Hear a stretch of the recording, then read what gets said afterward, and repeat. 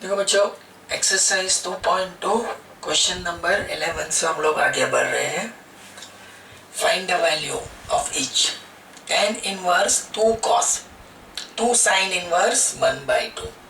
जैसे कि मैं सबसे पहले जो फोकस करने जा रहा हूँ, सबसे पहले मेरा जो फोकस होगा वो ये वैल्यू।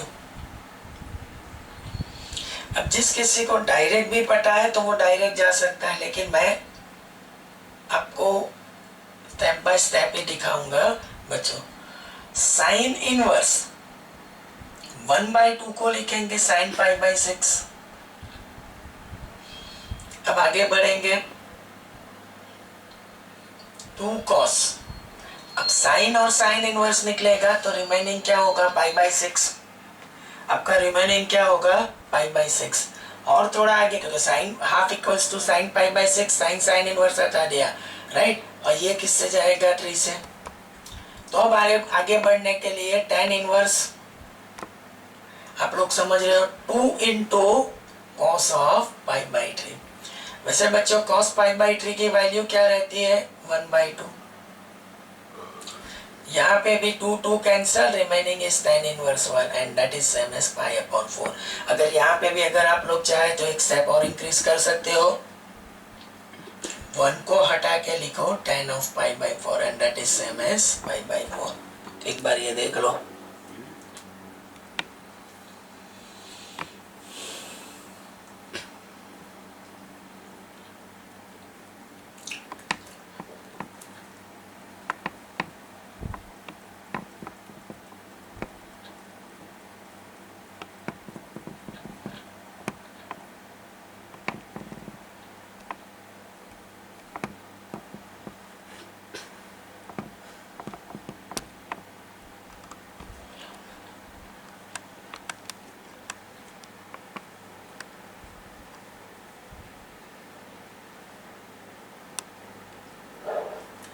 देखो एक और क्वेश्चन में जा रहा हूँ, क्वेश्चन नंबर 12।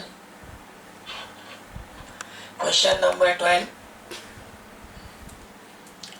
12 नंबर का क्वेश्चन क्या बोल रहा है, cot of tan inverse A plus cot inverse ए।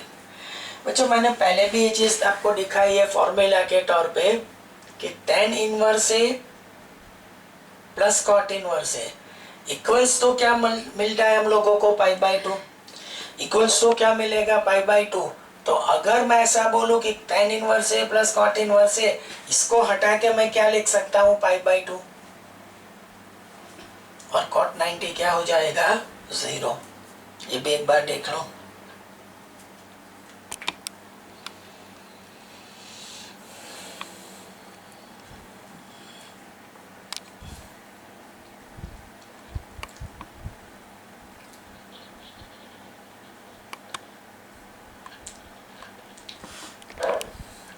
चलो एक और क्वेश्चन के लिए हम लोग आगे बढ़ेंगे, वो होगा क्वेश्चन नंबर 13।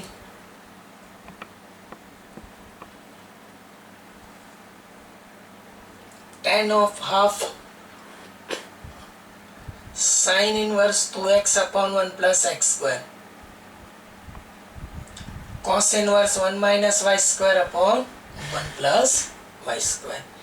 देखो बच्चों मैंने कुछ लिस्ट ऑफ फॉर्मूला आपको पढ़ाए थे, अगर वो बात आपके दिमाग में है तो एक फॉर्मूला ये था कि 2 tan इनवर्स x, एक लास्ट में मैंने लिखवाया था कि 2 tan इनवर्स x, इसका साइन इनवर्स में चाहिए तो sine inverse 2x upon 1 plus x square, और something like that way 2 tan inverse y equals to, अगर cos से जाना है तो 1 माइनस वाई स्क्वायर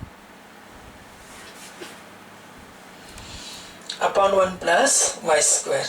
अब मेरी बात सुनो, ये जो चीज मेरे पास निकल के आ रही है वो, तो मैं इसी को ही आगे बढ़ाने की कोशिश करूंगा। जैसे कि tan of half sine inverse 2x upon 1 plus x square, जिसको मैं लिखूंगा 2 tan इनवर्स x, और इसको लिखेंगे 2 tan इनवर्स y।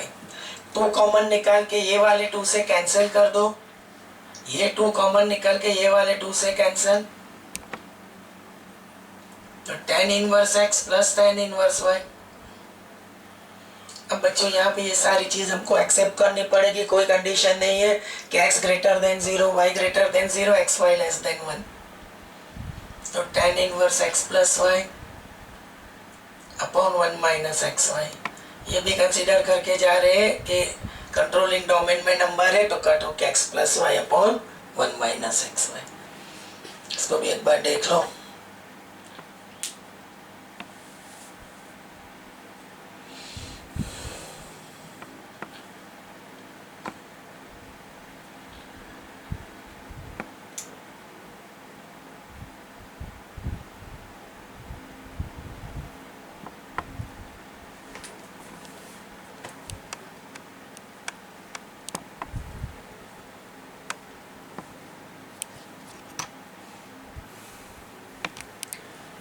वाला question, question number 14।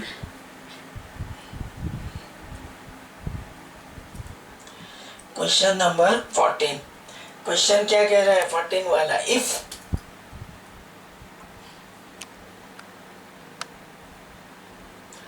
Sine inverse